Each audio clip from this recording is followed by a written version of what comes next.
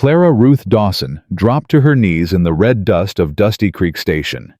The laughter came first, then the whispers. The man who was supposed to be her husband had just called her a monster right there in front of everyone. She was 32 years old, penniless, and 1,000 miles from anywhere she had ever known. But she did not cry. She would not give them that satisfaction. What she did not know yet was that someone was watching. Someone who understood what it meant to be broken. If stories of the Old West stir something deep in your soul, subscribe to my channel and follow Clara's journey to the very end. Drop a comment below telling me which city you are watching from. I want to see just how far this tale will travel. The train had been late. Clara Ruth Dawson stood at the window of the passenger car, her forehead pressed against the dirty glass, watching the New Mexico desert roll past in waves of brown and gold. Her fingers clutched the letter in her pocket, the one she had read so many times the paper had gone soft at the creases. "Dear Miss Dawson," it began. "I am a respectable merchant in the town of Dusty Creek. I am seeking a wife of good character and strong constitution. I do not care about beauty. I care about loyalty." She had memorized every word. I do not care about beauty. Those 5 words had given her more hope than anything else in her 32 years of living. The train lurched. Clara grabbed the seat in front of her to steady herself. A woman across the aisle glanced up, then quickly looked away. Clara was used to that. She had been used to that her whole life. At 5 feet and 10 inches, with shoulders broader than most men, and hands roughened by years of hard labor, Clara Ruth Dawson was not the kind of woman who inspired second glances. She was the kind of woman people avoided, the kind they whispered about, the kind they called names when they thought she could not hear. Clara, the ox, the giant girl, too much woman for any man. She had heard them all. But Vernon Calloway's letter had promised something different. He had promised that he did not care about beauty. He had promised that he wanted a partner, not a decoration. He had promised her a home. And Clara Ruth Dawson, who had spent 20 years scrubbing floors in other people's houses, sleeping in other people's attics, eating other people's scraps, Clara had believed him. The train whistle screamed. "Dusty Creek!" the conductor called out. "Next stop, Dusty Creek!" Clara's heart hammered against her ribs. She reached up to touch her hair, brown, plain pulled back in a simple bun. She smoothed her dress, gray practical, the nicest thing she owned. She picked up her suitcase, old, battered, held together with twine. This was it. This was the beginning of her new life.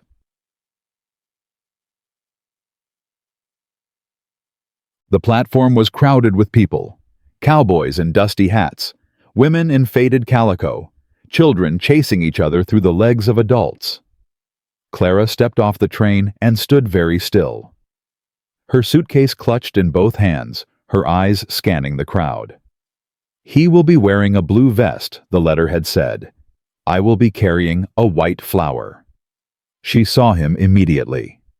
Vernon Calloway was a small man, thin, pale. His blue vest was too tight across his narrow chest, and the white flower in his hand was already wilting in the heat. He had a pointed nose and thin lips, and eyes that darted around the platform like a nervous bird. Clara took a deep breath. She walked toward him. "Mr. Calloway." He turned. His eyes traveled up past her broad shoulders, up past her strong jaw, up to meet her gaze. For a moment he said nothing. His face went through a series of expressions: surprise, confusion, and then something else. Disgust. "You're Clara Dawson."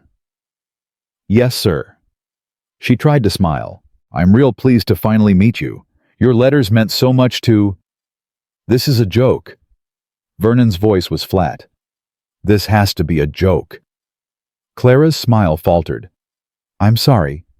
I asked for a wife." Vernon took a step back. His voice rose. People nearby turned to look. "I asked for a woman. What the hell are you—" The words hit Clara like a physical blow. She felt the blood drain from her face. "Mr. Calloway, I don't understand. Your letter said—" "My letter said I wanted a wife," Vernon was shouting now. The crowd had stopped moving. Everyone was staring. "Look at you. You're built like a damn draft horse. Your hands are bigger than mine. What kind of man could ever—" He stopped, laughed. It was an ugly sound. "No, no, this won't do. This won't do at all." Clara's throat closed. She could not speak. She could not move. She could only stand there rooted to the platform while the man who had promised her a home tore her apart in front of strangers. "I paid good money to bring you here," Vernon continued. His face was red now. Spittle flew from his lips. "I paid for your train ticket. I paid for the agency fee. And this is what I get. This creature." A woman in the crowd giggled. A man snorted. A child tugged at his mother's sleeve and said loudly, "Mama, why is that lady so big?" Clara felt her legs begin to shake. "Please," she whispered. "Please, Mr. Calloway. Just give me a chance. I can cook. I can clean. I can work harder than any woman you've ever known. I'll be a good wife. I promise I'll be a good wife." Vernon laughed again. "Who would ever believe I had a wife like you? The whole town would think I'd married a man in a dress." The laughter spread through the crowd like wildfire. Clara heard it swelling around her, cruel, mocking, relentless. She felt tears burning behind her eyes, but she would not let them fall.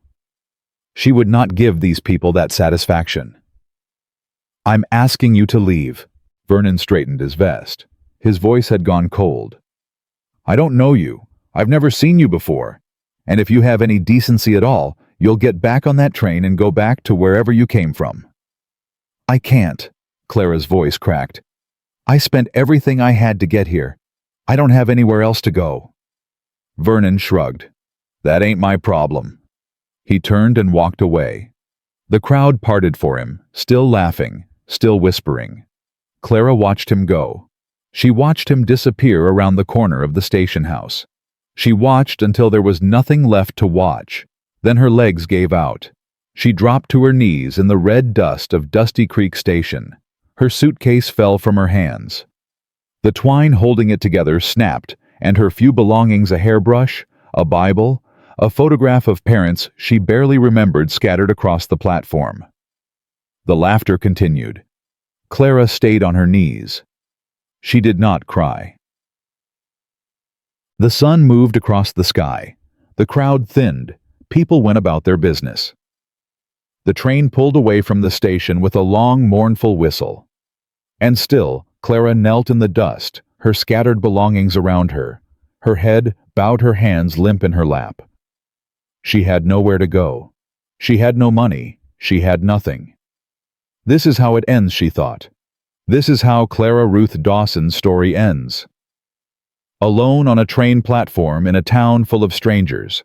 Laughed at. Humiliated. Thrown away like garbage. She had survived the orphanage. She had survived 20 years of servitude. She had survived loneliness and hunger and cold and cruelty. But this final rejection, this public destruction of her last desperate hope, this was the thing that would break her. "Ma'am?" The voice came from somewhere above her. Clara did not look up. "Ma'am, you've been kneeling there a long time." Clara said nothing. "Ain't none of my business, I reckon. But the sun's going down soon. Gets cold out here at night." Still, Clara did not move. What did it matter? Let the cold take her. Let the desert swallow her up. At least then the pain would stop. She heard footsteps. Heavy boots on wooden planks. Then the footsteps stopped very close. "I saw what happened." The voice was different now. Quieter. There was something in it that Clara had not heard in a long time, something that was not mockery, or pity, or contempt. It sounded almost like understanding. Slowly, she raised her head. The man standing before her was tall. Not young 50, maybe older. His face was weathered and lined his hair more gray than brown. He wore a faded leather coat and a hat that had seen better days. His eyes were the color of storm clouds, and they held a weariness that Clara recognized. It was the weariness of someone who had lost everything and kept living anyway. "Name's Samuel Whitmore," the man said. "I got a ranch about 8 miles west of here. Ain't much, just me and some cattle and a whole lot of empty space." Clara stared at him. She did not know what to say. "I ain't offering you charity," Samuel's voice was gruff. "I ain't that kind of man, but I need help on the ranch, someone to cook, someone to tend the garden, someone to—" He paused, looked away. "Someone to make the place feel less empty." "Why?" The word came out rough, broken. "Why would you help me? You don't even know me." Samuel was quiet for a long moment. When he spoke again, his voice was so low that Clara had to strain to hear it. "Because I know what it's like to be left behind." Clara felt something shift inside her chest, a crack in the wall she had built around her heart. "I can't pay you much," Samuel continued. "But you'd have a roof over your head, food in your belly, and nobody at my ranch is going to laugh at you or call you names. That I can promise." Clara looked at him, at this stranger with his storm-gray eyes and his weathered face and his quiet, steady voice. She thought about Vernon Calloway and his sneering disgust. She thought about the laughing crowd. She thought about all the years she had spent hoping for something better, only to be disappointed again and again. She should say no. She should get up and walk away and figure out some other way to survive. But she was so tired of fighting, so tired of hoping, so tired of being alone. "Why me?" she asked. "Why not one of those pretty girls in town?" Samuel's jaw tightened. "Because pretty don't mean kind, and small don't mean strong." He extended his hand. It was calloused and scarred, the hand of a man who had worked hard his whole life. "You got a choice to make, ma'am. You can stay here in the dirt, or you can come with me. But I ain't got all day." Clara looked at his hand. She thought about her mother, who had died when Clara was too young to remember her face. She thought about her father, who had followed a year later. She thought about the orphanage with its cold floors and cruel matrons. She thought about the wealthy families who had used her labor and never once seen her as human. She thought about Vernon Calloway and his wilting white flower and his thin, sneering lips. "No man will ever want you." Maybe that was true. Maybe no man ever would. But this man, this stranger, was not offering her love. He was offering her something simpler, something she had never had. A chance. Clara reached up and took his hand. Samuel pulled her to her feet, like she weighed nothing at all. For a moment they stood face to face, the tall, broad woman and the weathered, silent rancher. Neither of them smiled, but something passed between them. An understanding, a recognition. Two broken people standing at the edge of the same cliff. "I'll get your things," Samuel said. He bent down and began gathering her scattered belongings. Clara watched him pick up her Bible, her hairbrush, the faded photograph of her parents. He handled each item carefully, respectfully, as if they mattered. No one had ever treated her things as if they mattered. "Thank you," Clara said. Her voice was steadier now. "I don't even know what to say, except thank you." Samuel straightened. He tucked her belongings back into the broken suitcase and tied it shut with a piece of rope from his pocket. When he looked at her, his storm-gray eyes held no warmth, but they held no cruelty either. "Don't thank me yet," he said. "You ain't seen the ranch." He turned and walked toward a wagon hitched at the far end of the platform. Clara followed. Her legs were unsteady, and her heart was still racing, but with every step, she felt something building inside her. Not hope. She had learned better than to hope, but something close to it, something that whispered very quietly that maybe, just maybe, her story was not over yet. The wagon rattled along the dirt road as the sun sank toward the horizon. Clara sat beside Samuel on the wooden seat, her hands folded in her lap, her eyes fixed on the endless stretch of desert before them. Neither of them spoke. The silence was not uncomfortable. It was the silence of two people who had nothing to prove to each other. The silence of exhaustion and relief and the strange, tentative peace that comes after a storm. As the last light faded from the sky, Clara allowed herself one small thought. Maybe this time will be different. She did not believe it. Not really. But she held on to it anyway, like a candle flame in a hurricane. It was all she had left. The town of Dusty Creek disappeared behind them, swallowed by the darkness and the dust. But in the saloon at the center of town, a different kind of storm was brewing. Vernon Calloway sat alone at a corner table, a bottle of whiskey in front of him, his face flushed with alcohol and fury. He had been drinking since he walked away from the train station. Drinking and stewing and replaying the scene over and over in his mind. That woman. That monster. Making a fool of him in front of the whole town. It did not matter that he had been the one to reject her. It did not matter that he had been the one to say those cruel words. In Vernon's mind, the humiliation was entirely Clara's fault. If she had been normal, if she had been small and pretty and delicate, like a woman was supposed to be, none of this would have happened.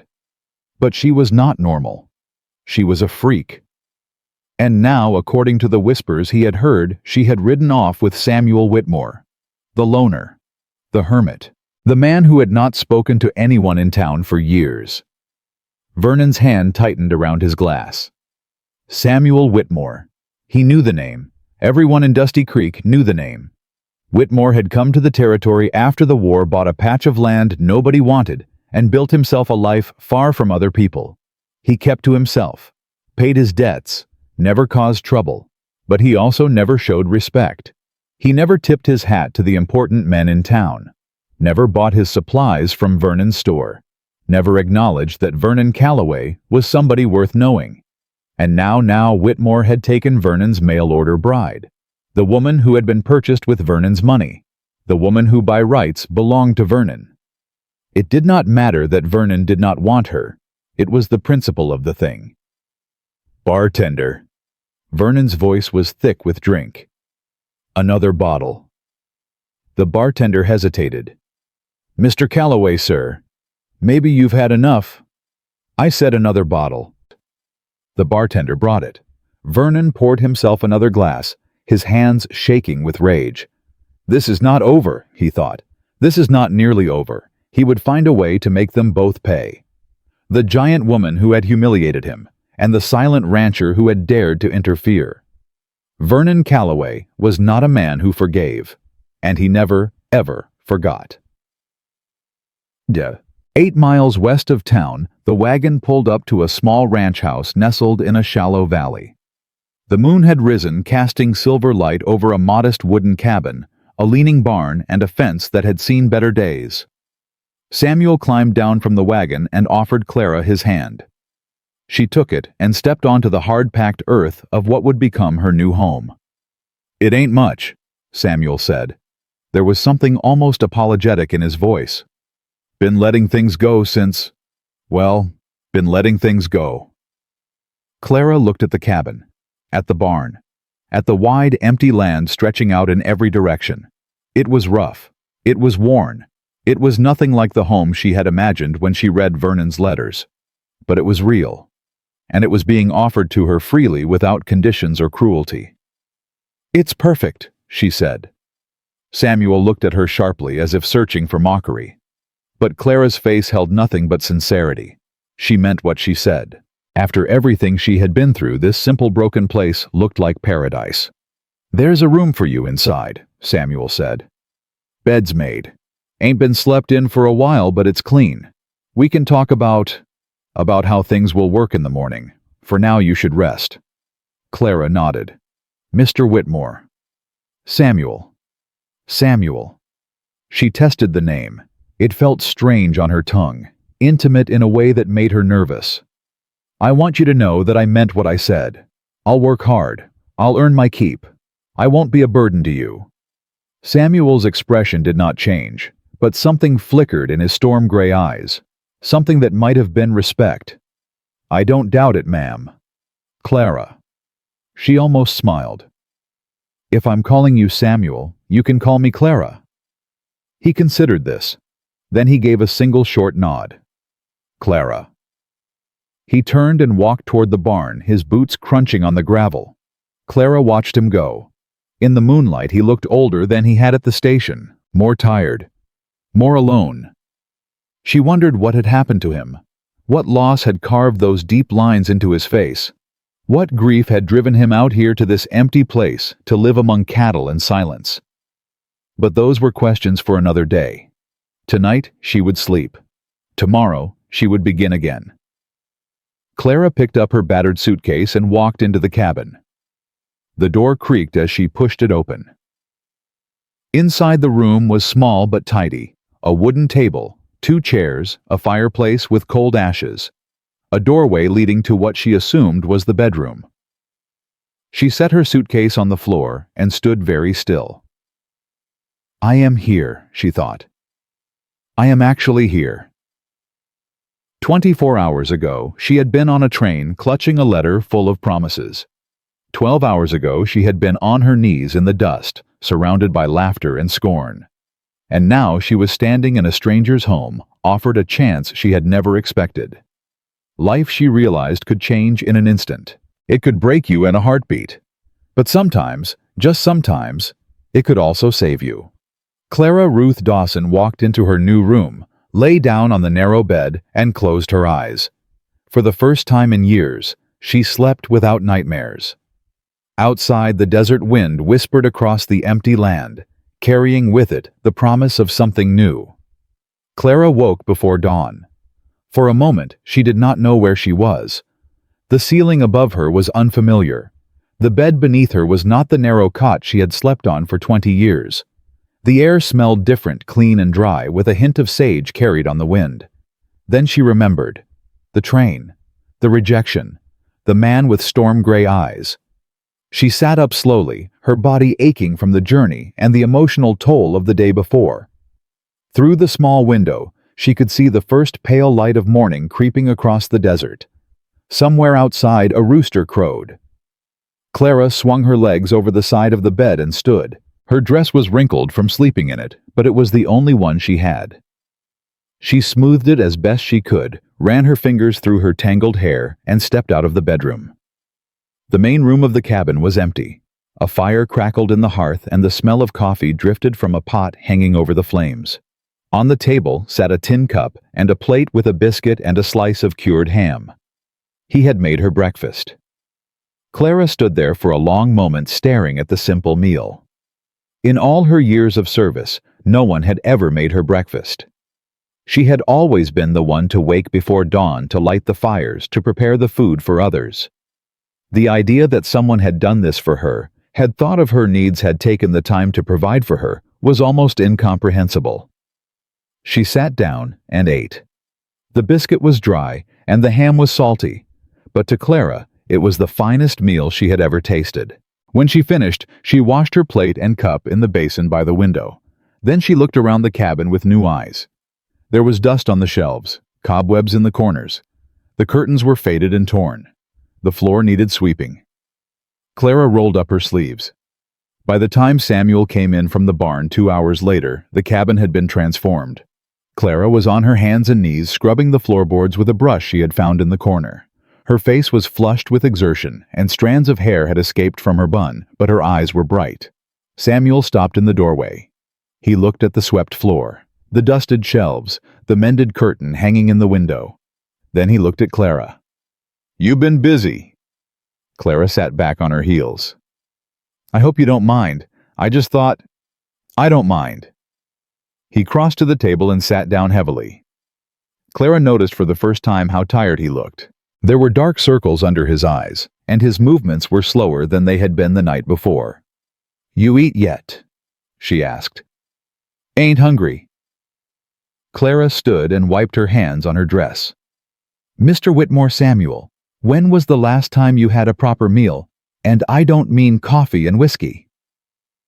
Samuel's eyes flickered with something that might have been amusement. You always this bossy. Only when I see a man running himself into the ground. She moved to the stove and began rummaging through the supplies on the shelf. There was flour, lard, some dried beans, a few potatoes that were starting to sprout. I'll make us something proper, she said. You sit there and rest. I got work to do. The work will still be there in an hour. Clara turned to face him, her hands on her hips. You brought me here to help, so let me help, starting with making sure you don't collapse from hunger before noon. Samuel stared at her. For a moment, Clara thought he was going to argue. Then the corner of his mouth twitched, not quite a smile, but close. Yes, ma'am. He stayed at the table while Clara cooked. She made potato hash with the last of the ham and biscuits that were lighter and fluffier than the ones he had made that morning. When she set the plate in front of him, Samuel looked at it like he had never seen food before. You didn't have to do this. I know. Clara sat down across from him. Eat. He ate. Clara watched him, noting the way his shoulders gradually relaxed, the way some of the tension drained from his face. When was the last time someone had taken care of this man? When was the last time he had let anyone close enough to try? This is good, Samuel said between bites. Real good. My mother taught me. The words came out before Clara could stop them. She looked down at her own plate, suddenly uncomfortable. At least that's what they told me at the orphanage, that she was a good cook. I don't actually remember her. Samuel was quiet for a moment. How old were you when you lost her? 4. My father died a year later. Consumption. I'm sorry. Clara shrugged, but the casual gesture did not match the tightness in her throat. It was a long time ago. I barely remember them at all. Just little things. The smell of bread baking. A song my mother used to hum. My father's hands big and rough like mine. She held up her own hands, turning them over in the morning light. They were large for a woman's hands, strong, scarred from years of hard work. Ain't nothing wrong with your hands.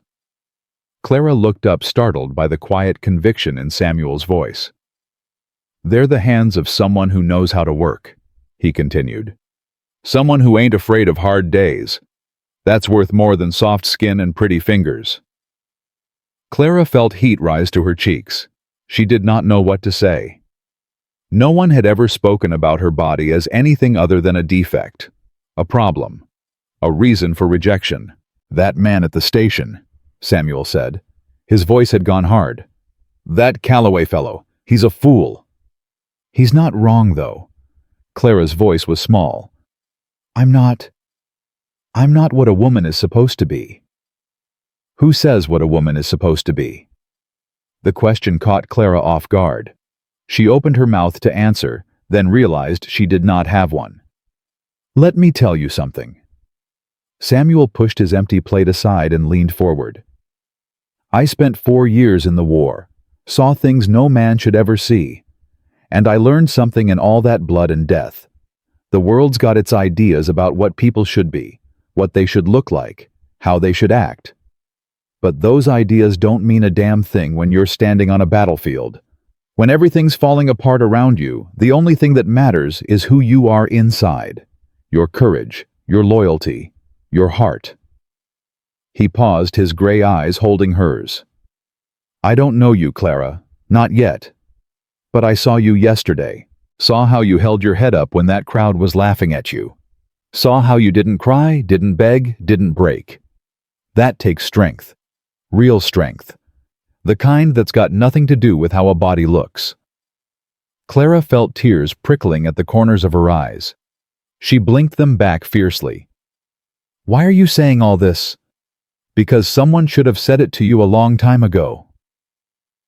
The silence stretched between them. Outside, the wind picked up, rattling the window panes. Clara could hear the cattle lowing in the distance, the creak of the barn door swinging on its hinges. Thank you, she finally whispered. I don't know how to thank you. Don't thank me. Samuel stood pushing back his chair. Just do what you said you'd do. Work hard. Help out around here. That's all I'm asking. I will, I promise. Samuel nodded once, then headed for the door. He paused with his hand on the latch. There's more supplies in the barn, seeds for a garden if you want to start one, and there's a rifle over the fireplace. You know how to shoot. I can learn. The corner of his mouth twitched again, almost a smile. I'll teach you. Tomorrow. Then he was gone, the door swinging shut behind him. Clara sat alone in the cabin, the morning sun streaming through the window she had cleaned. Her chest felt tight, but not with pain. It was something else. Something she had almost forgotten how to feel. Hope. The days that followed fell into a rhythm. Clara woke before dawn and made breakfast. Samuel came in from the barn to eat, and they sat together in comfortable silence or exchanged a few words about the work that needed doing. Then they would go about their separate tasks. Samuel with the cattle, Clara with the house and the garden, until evening brought them back together for supper. It was a simple life, quiet, demanding. But for Clara, it was also something she had never experienced before. It was peaceful. On the third day, true to his word, Samuel taught her to shoot. They walked out behind the barn, where he had set up a row of tin cans on a fence post. He handed her the rifle and showed her how to hold it, how to sight along the barrel, how to squeeze the trigger without jerking. You're strong, he said, watching her shoulder the weapon. Stronger than most men I've known. Use that. Let the rifle become part of your arm. Clara fired. The shot went wide, kicking up dust 10 feet from the nearest can. Again! She fired again. Closer this time, but still not close enough. You're thinking too much. Samuel moved to stand behind her. He did not touch her, but she could feel his presence solid and steady. Don't aim with your eyes. Aim with your whole body. Feel where the bullet wants to go. Clara took a breath. Let it out slowly. Felt the weight of the rifle in her hands, the tension in her shoulders, the ground firm beneath her feet. She fired. The tin can flew off the fence post with a satisfying clang. Good. There was approval in Samuel's voice. Real good. You're a natural. Clara lowered the rifle, a smile tugging at her lips. I've never held a gun before today. Could have fooled me. They practiced for another hour. By the end, Clara could hit 4 out of 5 cans, and her shoulder was sore from the rifle's kick. But she did not complain. The soreness felt good. It felt like proof that she was learning, growing, becoming someone new. As they walked back toward the cabin, Samuel spoke again. You should know something about why I'm out here. Clara glanced at him. His jaw was tight, and he was staring straight ahead as if the words were being pulled from him against his will. You don't have to tell me. I know, but I want to. It's only fair since you told me about your folks. They reached the porch. Samuel sat down on the top step, and after a moment's hesitation, Clara sat beside him. The sun was setting, painting the sky in shades of orange and pink. I had a wife once, Samuel said. His voice was flat, carefully controlled. Her name was Margaret. We met before the war. She was everything. Kind, patient. She laughed at my jokes even when they weren't funny. We got married in '62, right before I enlisted. He paused. Clara waited. When I came back from the war, everything was different. I was different. Couldn't sleep. Couldn't forget the things I'd seen. But Margaret, she stayed. She didn't give up on me. And after a while, things got better. We had a son, Thomas. He was 7 years old when... Samuel's voice broke. He stopped, his hands clenched into fists on his knees. Samuel, you don't have to... Scarlet fever. The words came out hard and sharp. Came through the territory in '71. Took them both in less than a week. I was out checking the herd when it happened. By the time I got back, Margaret was gone. Thomas lasted 2 more days. I held him in my arms while he could not finish. Clara saw his shoulders shaking and realized with a shock that this man, this strong, silent, weathered man, was crying. Without thinking, she reached out and placed her hand on his arm. Samuel flinched at the touch. For a moment, Clara thought he would pull away, but then he let out a long, shuddering breath and covered her hand with his own. "I'm sorry." His voice was barely a whisper. "I don't talk about this. Ever. I don't know why I'm telling you." "Because you needed to." He looked at her then. His gray eyes were red-rimmed wet with tears he was too proud to wipe away. In that moment, he did not look like a rancher or a soldier or a man of iron will. He looked like what he was, a human being who had lost everything and somehow found the courage to keep living. "After they died, I sold the old place and moved out here," he said. "Bought this land because nobody wanted it. Built this cabin with my own hands. And I told myself I was done. Done with people. Done with caring. Done with letting anyone get close enough to hurt me again." "What changed?" Samuel was quiet for a long moment. The sun had slipped below the horizon now, and the first stars were appearing in the darkening sky. "I saw you at that station," he finally said. "Saw the way they were treating you. And I thought about Thomas, about how scared he must have been at the end, how alone. And I couldn't walk away. I couldn't let another person feel that kind of alone if there was something I could do about it." Clara felt tears sliding down her own cheeks. She did not try to stop them. "I don't know what's going to happen," Samuel continued. "I don't know if this arrangement will work. I don't know if we'll end up hating each other or barely tolerating each other or something else. But I want you to know that I don't regret bringing you here. Whatever happens, I don't regret it." "Neither do I." They sat together on the porch as the stars came out one by one, filling the sky with cold, distant light. They did not speak again for a long time. They did not need to. Some silences are empty, others are full. This one was full. A week passed. Then two. Clara fell deeper into the rhythm of ranch life, and something inside her began to change. The constant knot of anxiety that had lived in her chest for as long as she could remember started to loosen. The voice in her head that told her she was worthless, that no one could ever want her, grew quieter. She started to smile more, to laugh at Samuel's dry humor, to sing while she worked in the garden, old hymns she remembered from the orphanage. One evening, she was kneading bread dough at the table when Samuel came in from the barn. He stopped just inside the door, watching her work. "You're singing." Clara flushed and stopped mid-verse. "Sorry, I didn't realize I was doing it out loud." "Don't stop on my account." Samuel hung his hat on the peg by the door. "It's nice. House hasn't had music in it for a long time." Clara looked down at the dough in her hands. "It's nothing special, just an old hymn." "It's not nothing." Samuel crossed to the table and sat down across from her. "Margaret used to sing while she cooked. I'd forgotten how much I missed that sound." The mention of his wife sent a pang through Clara's chest. Not jealousy, she had no right to jealousy, but something else. A recognition, perhaps, of how much this man had lost, how much empty space he carried inside him. "Tell me about her," Clara said quietly. "If you want to. I'd like to hear." Samuel was silent for a long moment. Then slowly, he began to speak.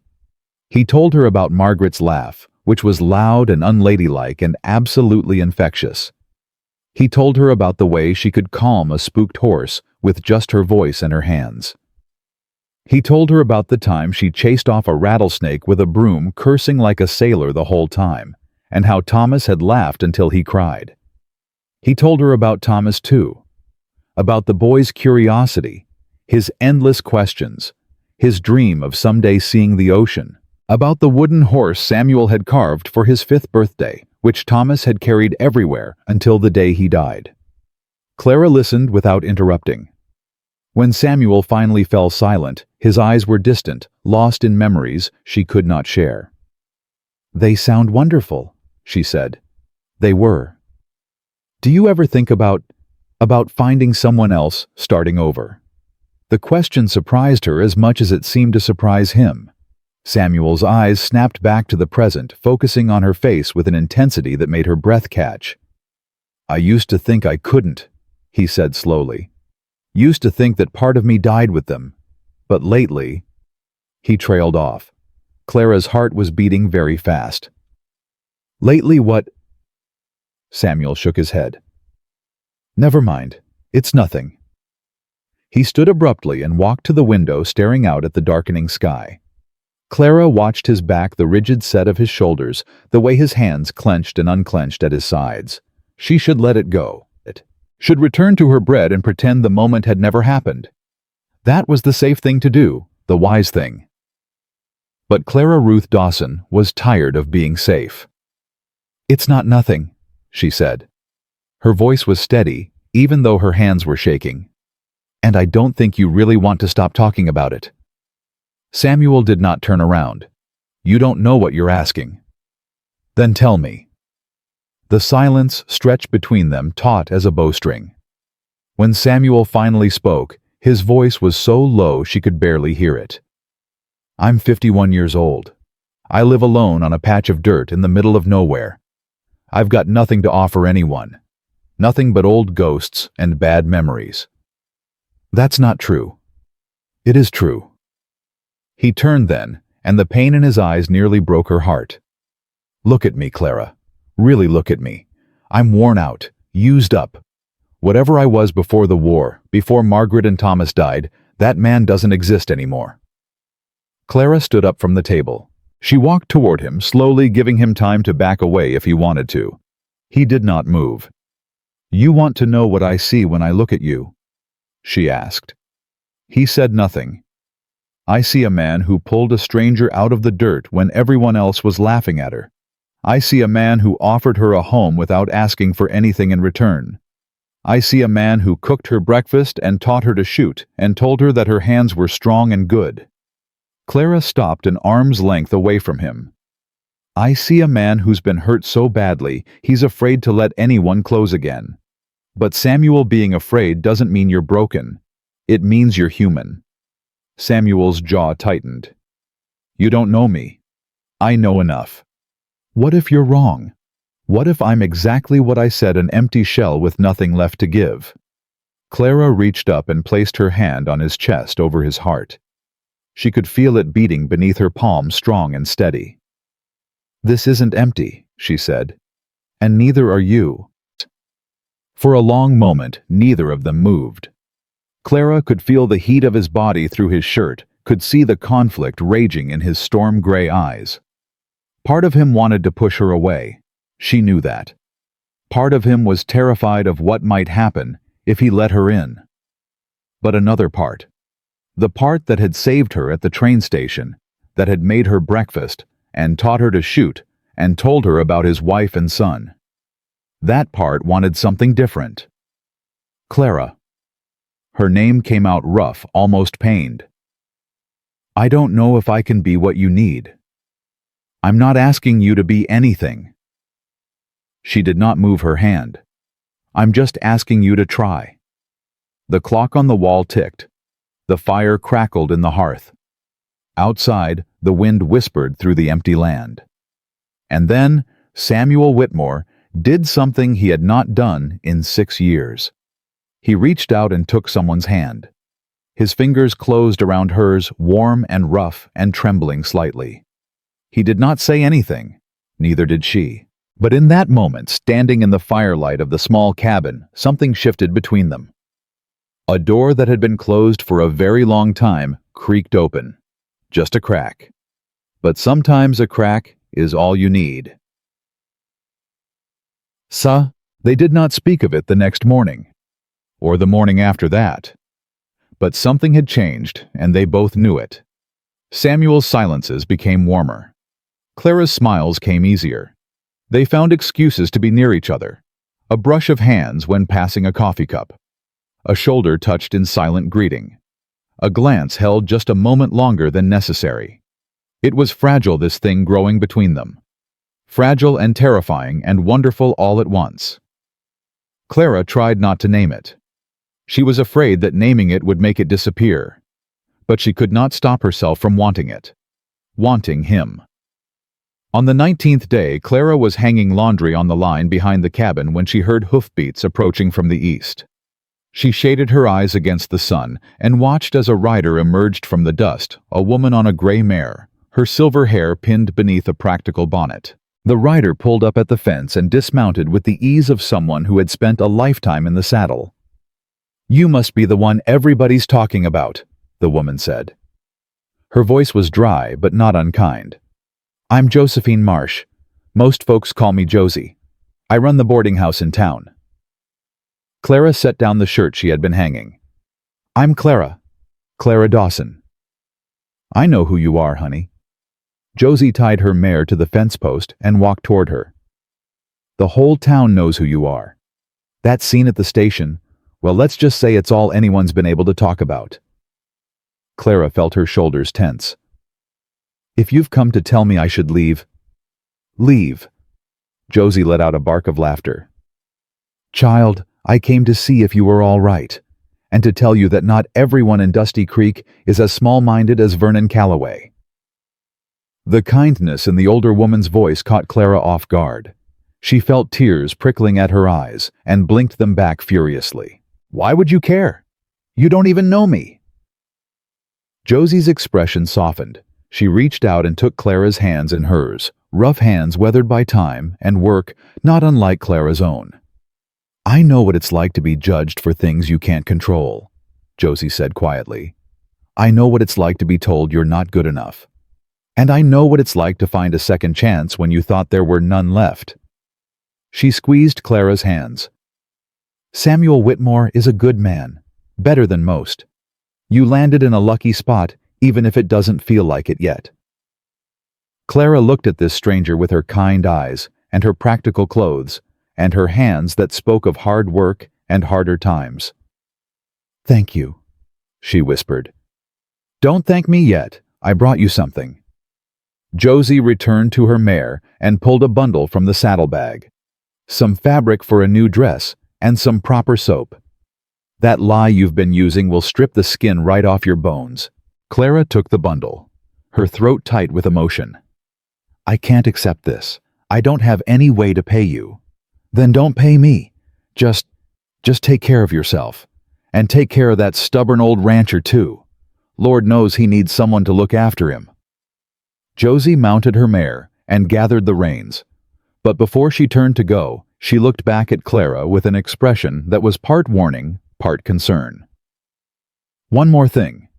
Vernon Calloway has been making noise in town, telling anyone who'll listen that you're his property, that Whitmore stole you from him. Most folks know he's full of hot air, but some don't. Just be careful. That man doesn't like to lose." A chill ran down Clara's spine. "What do you think he'll do?" Josie's jaw tightened. "I don't know. But men like Vernon, men who care more about pride than sense, they can be dangerous when they feel like they've been wronged." She clicked her tongue, and the mare started forward. "Watch your back, Clara Dawson, and tell Samuel to watch his too." Then she was gone, riding east toward town, her gray mare kicking up dust in her wake. Clara stood there for a long time, the bundle of fabric clutched in her hands, Josie's warning echoing in her ears. Men like Vernon can be dangerous. She thought about the thin-lipped man at the train station, the hatred in his eyes, the way he had looked at her not as a person, but as a possession, something he had bought and paid for something that belonged to him by right. A cold knot of fear formed in her stomach. But beneath the fear, there was something else. Resolve. She had spent her whole life running from the orphanage, running from cruel employers, running from a world that told her she had no value. She was done running. If Vernon Calloway wanted a fight, he would get one. And this time, Clara Ruth Dawson would not be fighting alone. She picked up the laundry basket and walked back toward the cabin, her step steady, her jaw set. Whatever was coming, she would be ready. Clara told Samuel about Josie's warning that evening over supper. She watched his face as she spoke, saw the way his jaw tightened, the way his gray eyes went hard and cold. Vernon Calloway. He said the name like a curse. That man's been a thorn in this town's side for years. His family owns half the businesses in Dusty Creek. Thinks that gives him the right to do whatever he pleases. Josie said he's been telling people I belong to him, that you stole me. Samuel's fork clattered against his plate. You don't belong to anyone. You're not property. I know that, but does he? The question hung in the air between them. Samuel pushed back from the table and walked to the window, his hands shoved deep in his pockets. I should have put a bullet in him at the station, he said quietly. Would have saved us all a lot of trouble. Samuel, I know. He turned back to face her, and some of the hardness had left his eyes. I'm not going to do anything stupid, but I want you to understand something, Clara. If that man comes here, if he tries to hurt you, I will not hesitate. Do you understand? Clara nodded slowly. I understand. Good. Samuel returned to the table, but did not sit. He stood over her close enough that she could feel the warmth radiating from his body. From now on, I want you to keep that rifle close. The one I taught you to shoot with. Keep it by the door during the day and by your bed at night. You really think he'll come? I think men like Vernon don't know how to let things go. Their pride won't let them. Samuel's voice dropped. And I think he's the type to hire someone else to do his dirty work. Someone who won't care about right or wrong as long as the money's good. A chill ran through Clara despite the warmth of the cabin. She thought about the laughing crowd at the station, the cruel words, the way Vernon had looked at her with such disgust. At the time, she had thought his rejection was the worst thing that could happen to her. Now she realized it might have been just the beginning. What do we do? She asked. Samuel was quiet for a long moment. When he spoke, his voice was steady and sure. We live our lives. We work the ranch. We don't let fear rule us. He reached down and took her hand, his calloused fingers closing around hers. And if trouble comes, we face it together. That's what we do. Clara looked up at him, this man who had been a stranger 3 weeks ago, who had pulled her out of the dust and given her a home. In his storm-gray eyes, she saw something she had never seen directed at her before. Not pity, not contempt, not even simple kindness. It was respect. Together, she repeated. Samuel nodded once. Then, almost hesitantly, he bent down and pressed his lips to her forehead. The kiss was brief and chaste, but it sent a shockwave through Clara's entire body. Get some sleep, he said. Tomorrow's going to be a long day. He released her hand and walked to the door, grabbing his hat from the peg. Where are you going? To check the perimeter. Make sure everything's secure. He paused with his hand on the latch. Lock the door behind me. Don't open it for anyone but me. Then he was gone, swallowed by the darkness outside. Clara sat alone at the table, her hand still tingling where he had touched her, her forehead still warm from his kiss. Fear and hope warred inside her chest, each fighting for dominance. She did not know which one would win. But for the first time in her life, she was not facing the uncertainty alone. 3 days passed without incident. Clara began to wonder if Josie's warning had been overcautious, if Vernon Calloway's threats were nothing more than the bluster of a wounded ego. She allowed herself to relax, to fall back into the rhythm of ranch life, to enjoy the growing closeness between her and Samuel. On the 4th day, everything changed. Clara was in the garden pulling weeds from between the rows of vegetables she had planted when she heard the sound of approaching horses. Multiple horses, moving fast. She straightened, shading her eyes against the afternoon sun. 3 riders were coming from the direction of town, kicking up a cloud of dust that obscured their faces. But something about the way they rode, aggressive, purposeful, made Clara's blood run cold. She dropped her trowel and ran for the cabin. Samuel. He emerged from the barn before she reached the porch, his Winchester already in his hands. His eyes found the approaching riders, and his face went hard as stone. Get inside, he said. Get the rifle. Stay away from the windows. Samuel, I'm not going to hide while you— Clara. His voice cracked like a whip. Do as I say, please. The desperation in that final word cut through her protest. She nodded and ran into the cabin, grabbing the rifle from its place by the door. Her hands were shaking as she loaded it, but she forced herself to breathe, to remember everything Samuel had taught her. Feel where the bullet wants to go. Through the crack in the door, she watched the riders approach. They pulled up at the fence line, their horses stamping and snorting. 2 of them were strangers, rough-looking men with hard eyes and guns on their hips. But the 3rd rider, hanging back behind the others, was all too familiar. Vernon Calloway. He looked different than he had at the station. Less polished. His clothes were dusty, his face unshaven, and there was a wild gleam in his eyes that made Clara's stomach turn. "Whitmore!" One of the strangers called out. He was a big man, broad-shouldered and thick-necked, with a scar that ran from his left eye to his jaw. "We ain't here to make trouble, just want to talk." Samuel stood his ground, the Winchester held loosely at his side. "Then talk. That woman in there." The scarred man jerked his chin toward the cabin. "She belongs to Mr. Calloway. He paid good money to bring her here, and he's got papers that say she's his legal wife."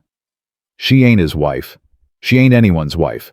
And she sure as hell ain't anyone's property. The law might see it different." "Then let the law come and tell me that themselves." Samuel's voice was ice. "Until then, you can turn those horses around and ride back to whatever hole you crawled out of." The scarred man exchanged a glance with his companion. Behind them, Vernon edged his horse forward. "You don't understand, Whitmore."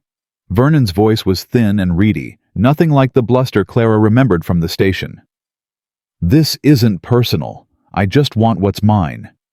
Give her to me, and we'll leave you in peace. No one has to get hurt. She made her choice. She chose to stay here. She doesn't get to choose." Vernon's composure cracked, revealing the fury underneath. "I paid for her. I have rights." Samuel raised the Winchester. The movement was slow, deliberate, impossible to misinterpret. "The only rights you have are the ones I decide to give you. And right now, I'm deciding to give you exactly one chance to leave this ranch alive." His finger rested on the trigger. "I suggest you take it." The tension stretched to breaking point. Clara held her breath, her own rifle pressed against her shoulder, aimed at the crack in the door. If shooting started, she was ready. Terrified, but ready. The scarred man spoke first. "Mr. Calloway, maybe we should—" "Shut up!" Vernon's face had gone red. "I'm not leaving without her. I won't be made a fool of twice." "You're making a fool of yourself right now," Samuel said calmly. "Riding out here with hired guns, talking about ownership like we're back in the slave days. What do you think's going to happen, Calloway? You think you're going to drag her out of here, kicking and screaming? You think the town's going to pat you on the back for it? The town will understand. The town knows the law. The town knows you're a petty, spiteful little man who can't handle being told no." Samuel took a step forward. The scarred man's hand dropped to his pistol, but he didn't draw. "I was at Antietam, Calloway. I was at Gettysburg. I've seen more death than you could imagine in your worst nightmares. Do you really think 3 men with guns are going to scare me?" Vernon's horse shifted nervously beneath him, sensing its rider's fear. The wild gleam in his eyes flickered, replaced for just a moment by something that looked almost like sanity. "This isn't over," he said. "Yes," Samuel replied. "It is." For a long, terrible moment, no one moved. Then Vernon yanked his horse's head around and kicked it into a gallop, racing back toward town. After a moment's hesitation, the 2 hired men followed, leaving nothing behind but a cloud of dust and the echo of hoofbeats. Samuel stood motionless until they disappeared over the horizon. Only then did he lower the Winchester. Clara burst out of the cabin and ran to him. She threw her arms around him before she could stop herself, pressing her face against his chest, feeling the rapid beat of his heart beneath her cheek. "I thought they were going to shoot you," she gasped. "I thought—" "Shh." Samuel's arms came around her, pulling her close. "It's all right. They're gone." "But they'll come back," Vernon said. "Vernon says a lot of things." Samuel's voice was gentle now, the hardness melting away. "But he's a coward at heart. He won't come himself. He'll send others, hire more men, try to find a way to hurt us without putting himself at risk." Clara pulled back to look at him. "What are we going to do?" Samuel's jaw tightened. "We're going to prepare, and we're going to be ready when they come." The next week was a blur of activity. Samuel reinforced the doors and windows, checked his ammunition, taught Clara how to fire from different positions around the property. They established signals: 2 shots in rapid succession meant trouble, 3 meant run for the cabin, 1 long shot meant all clear. Clara learned it all. She practiced until her shoulder ached from the rifle's kick and her hands were sore from loading bullets. She learned to move quietly, to listen for sounds that didn't belong, to trust her instincts. But through it all, the fear never fully left her. It was there when she woke in the morning, a cold knot in her stomach. It was there when she worked in the garden, her eyes constantly scanning the horizon. It was there at night when every creak of the cabin made her reach for the rifle by her bed. Samuel noticed. Of course he noticed. One evening, as they sat on the porch watching the sun go down, he reached over and took her hand. "You're scared," he said. It wasn't a question. Clara nodded. "All the time." "That's good. Fear keeps you sharp, keeps you alive." He squeezed her fingers. "But don't let it control you. The moment you let fear make your decisions, you've already lost." "How do you do it?" Clara asked. "How do you stay so calm?" Samuel was quiet for a long moment. When he spoke, his voice was distant, as if he were looking at something Clara couldn't see. "In the war, I learned that death can come at any moment. A bullet you never hear. A shell that falls from the sky. There's no predicting it, no preventing it. All you can do is live each day as if it might be your last." He turned to look at her, and his gray eyes were soft in the fading light. "I spent 6 years hiding from life, Clara. 6 years just existing, waiting to die. Then you came along, and I remembered what it felt like to actually live again." Clara's breath caught in her throat. "Samuel, I'm not afraid of dying," he continued. "I'm afraid of losing what I've found. Losing this." He gestured at the ranch, the cabin, the 2 of them sitting together in the twilight. "Losing you." The words hung in the air between them, heavy with meaning. Clara felt tears sliding down her cheeks. "I don't want to lose you either." Samuel reached up and brushed the tears from her face with his calloused thumb. His touch was gentle, tender, so different from the hard man who had faced down Vernon and his hired guns. "Then we won't let that happen," he said. "Whatever comes, we face it together. Remember, together." He leaned in, then slowly giving her time to pull away if she wanted to. She didn't want to. She met him halfway, and when their lips touched, it felt like the most natural thing in the world. The kiss was soft at first, tentative. Then it deepened, and Clara felt something unlock inside her, a door she had kept barred for so long she had forgotten it existed. She clung to Samuel like he was the only solid thing in a world that had suddenly turned to liquid, and he held her just as tightly. When they finally broke apart, both of them were breathing hard. "I should apologize for that," Samuel said. His voice was rough. "Don't you dare." He laughed, a real laugh, warm and surprised and full of life. Clara realized it was the first time she had heard him laugh since they met. "You're something else, Clara Ruth Dawson."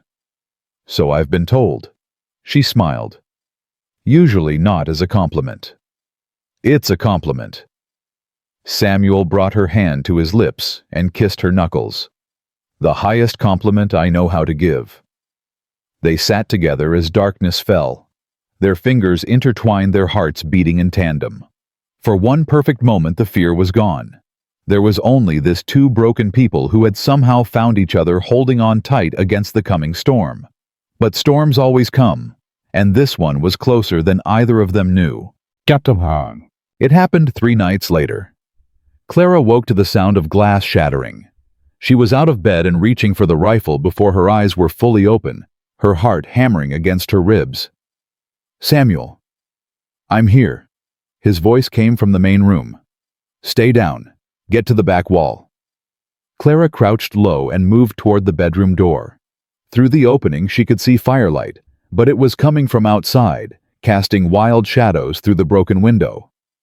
They had set fire to the barn. "The horses," Clara gasped. "The cattle." "I know."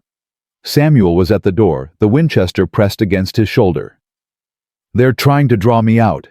Stay inside. No matter what happens, stay inside." "I'm not letting you go out there alone. Clara, please." Another window shattered. A flaming bottle crashed against the wall, and fire raced across the floor toward the curtains. "Get water," Samuel shouted. "Put it out." Clara grabbed the bucket from the corner and threw it at the flames.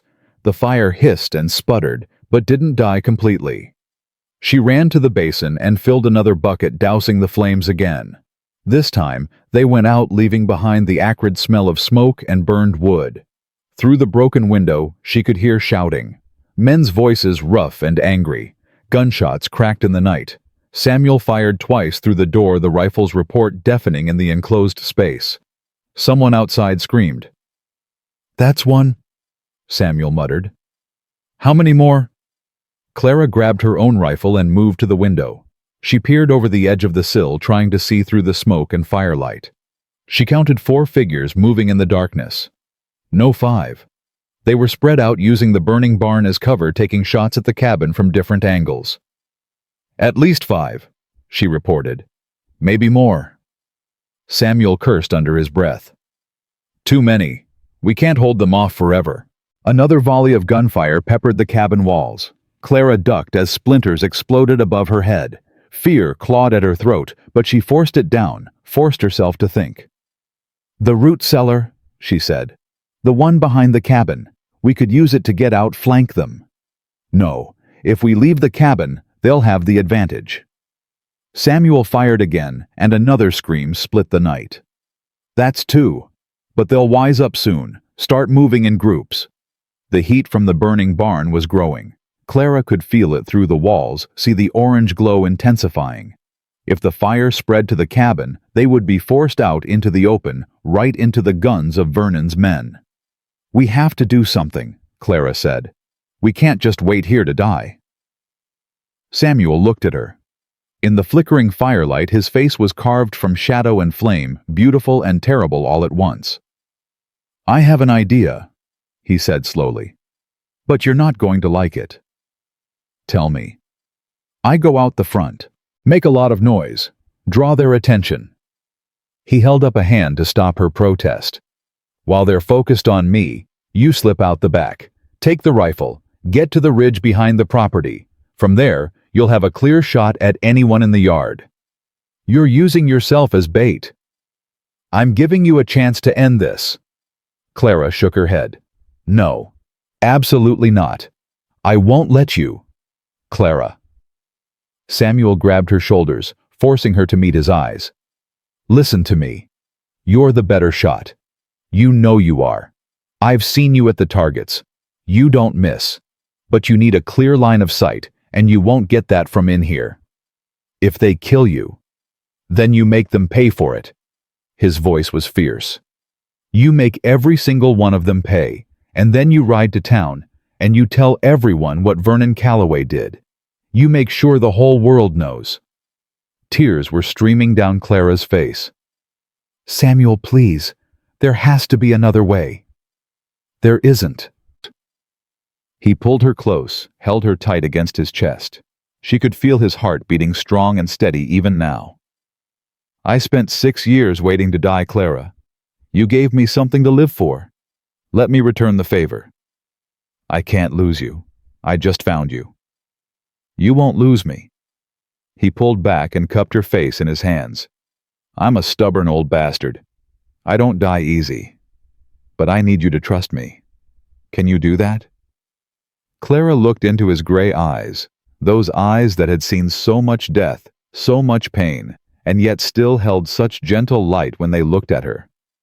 "I trust you," she whispered. Samuel kissed her. Hard, desperate, a kiss that tasted like smoke and salt and promises. "Go," he said. "Now, before they regroup." Clara wanted to argue, wanted to scream, wanted to chain herself to him and never let go. But she knew he was right. She knew this was their only chance. She grabbed her rifle and ran for the back door. The night air hit her like a wall hot from the fire, thick with smoke. Clara kept low, moving through the darkness toward the ridge that overlooked the property. Behind her, she heard the front door of the cabin bang open, heard Samuel's voice loud and challenging. "You want me, you sons of bitches? Come and get me!" Gunfire erupted. Clara forced herself not to look back, not to stop, not to think about anything except reaching the ridge, finding her position, doing what needed to be done. She scrambled up the rocky slope, her lungs burning. Her hands scraped raw from the stones.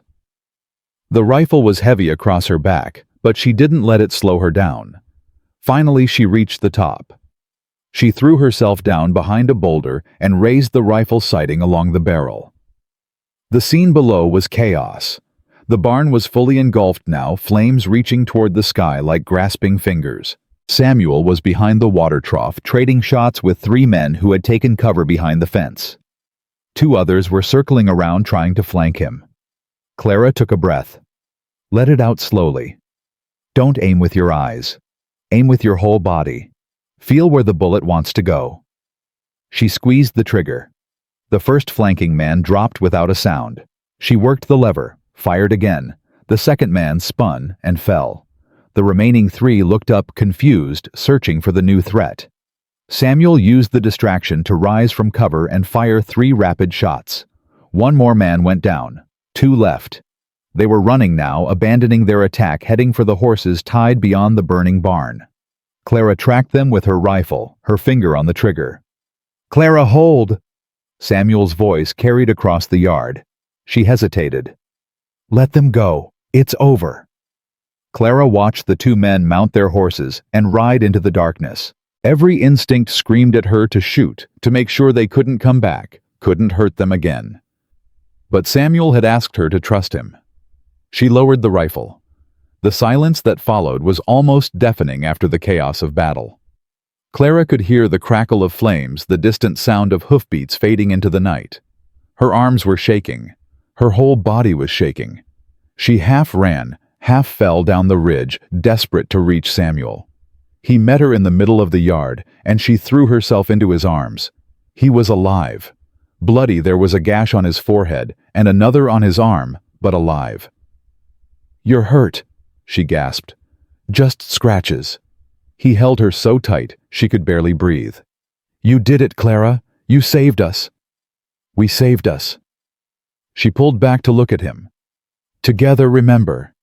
Despite everything, the fire, the bodies, the destruction around them." Samuel smiled. "Together."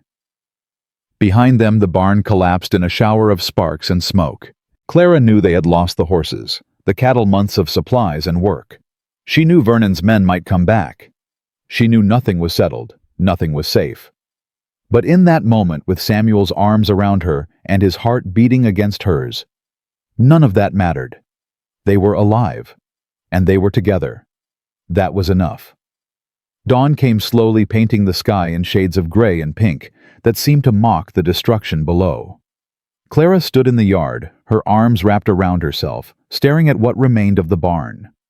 Smoke still rose from the ashes, carrying with it the smell of burned wood and lost dreams. Samuel came up behind her, his footsteps soft on the scorched earth. He had bandaged his wounds during the night, and though he moved stiffly, there was no hesitation in his step. "We lost everything," Clara said. Her voice was hollow. "The horses, the cattle, all the feed for winter. We didn't lose everything."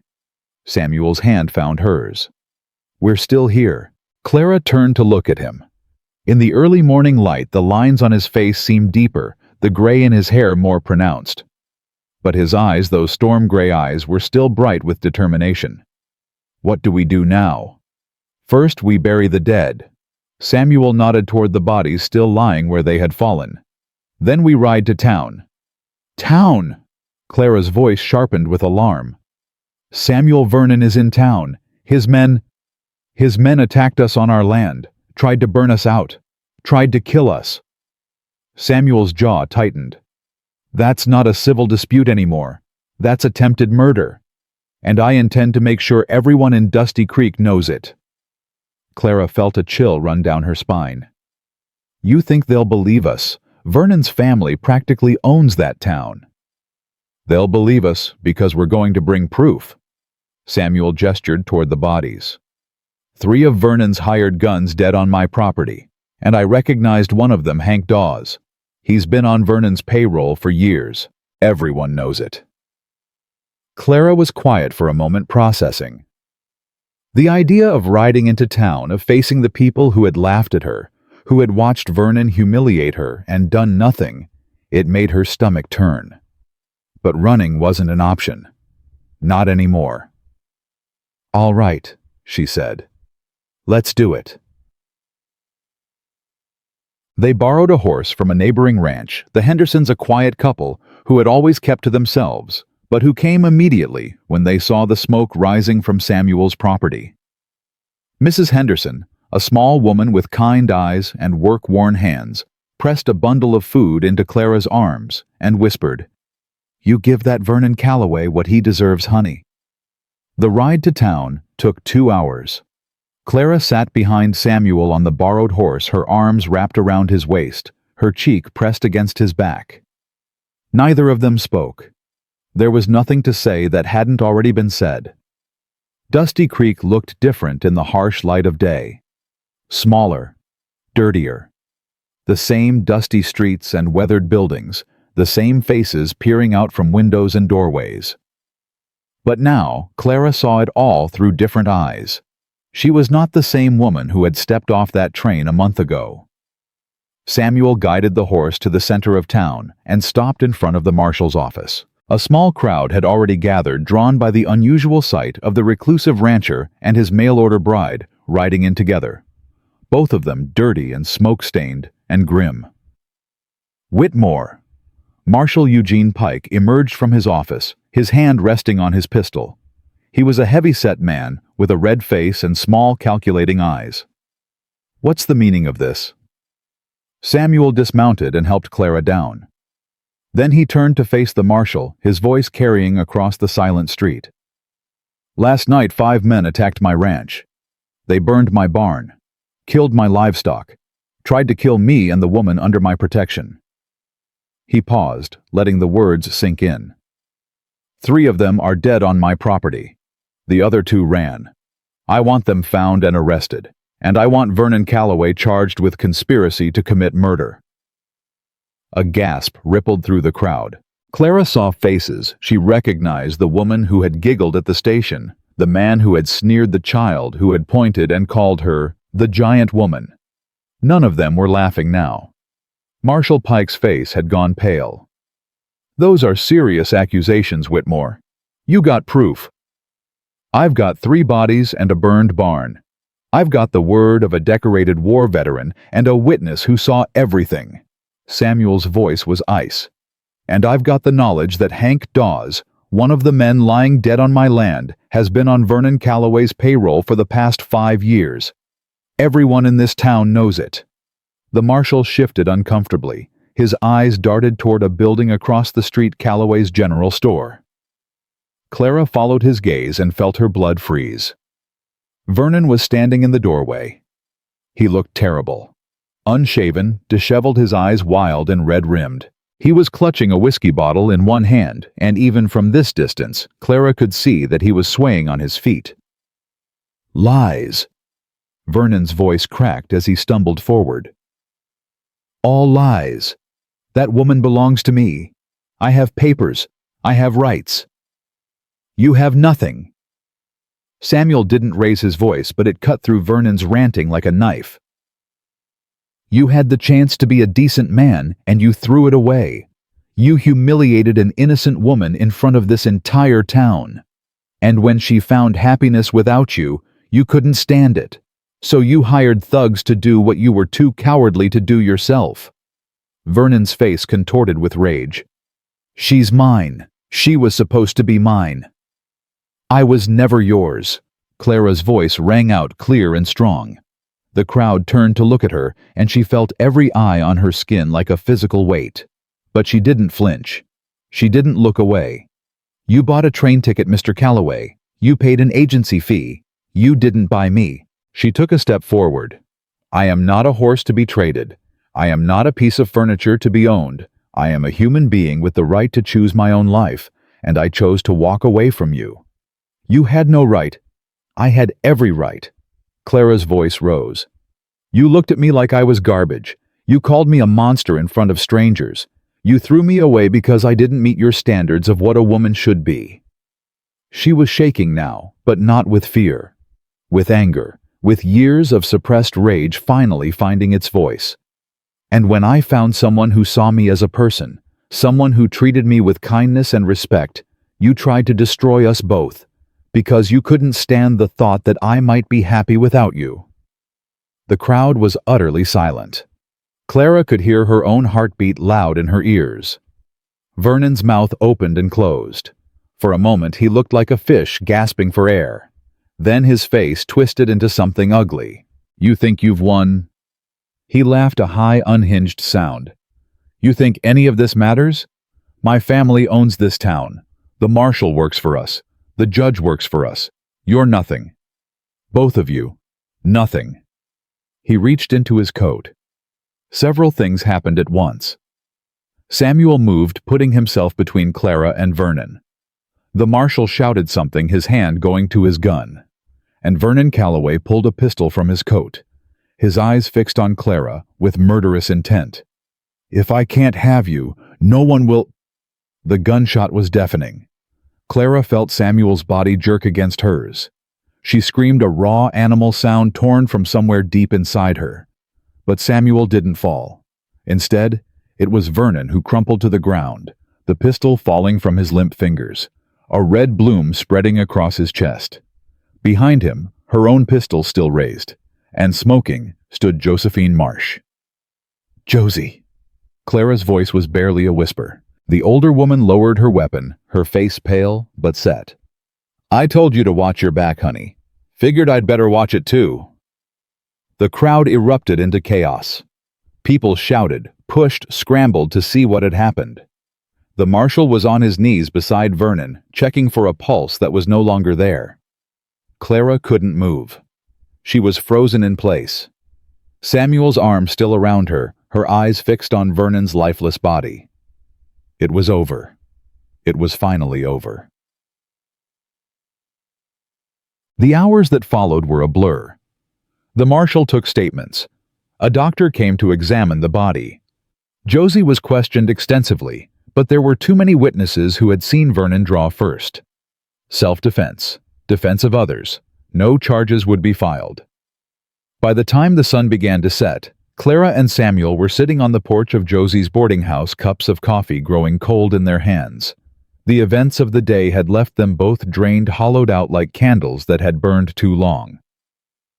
I keep seeing his face, Clara said quietly. Right before Josie shot him. He really was going to kill me. He was. Samuel's voice was flat with exhaustion. Some men can't handle being told no. Their pride is too fragile, their sense of ownership too strong. I almost feel sorry for him.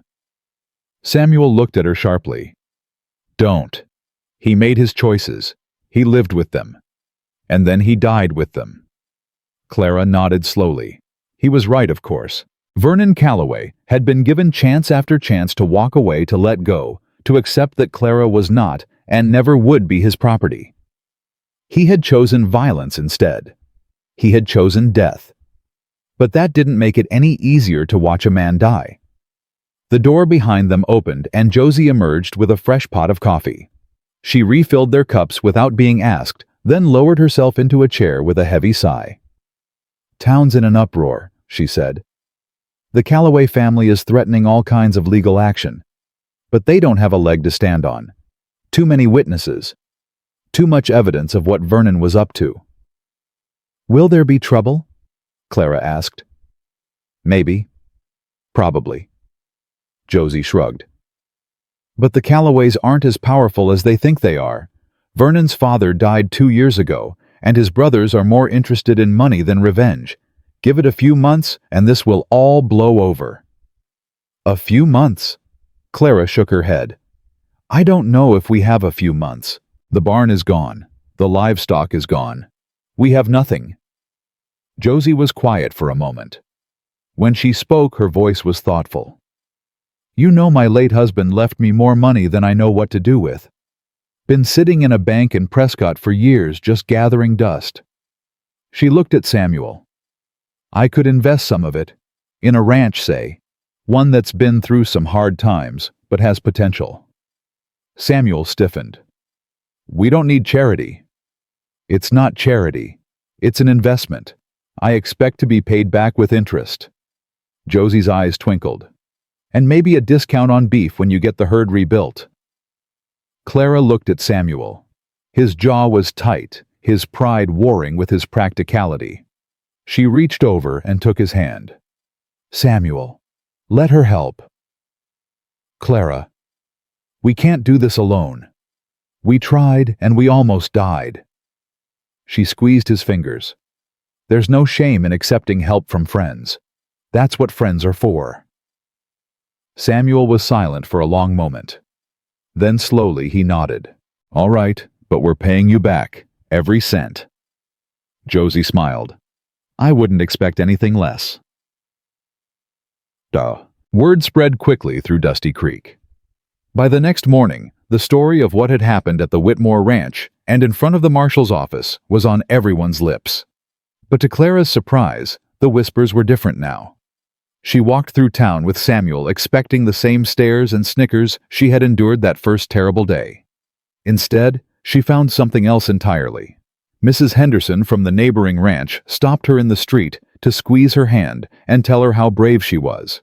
The blacksmith's wife brought her a fresh-baked pie. Even the woman who had giggled at the station approached her eyes downcast and mumbled an apology. "I'm sorry for how I acted that day," she said.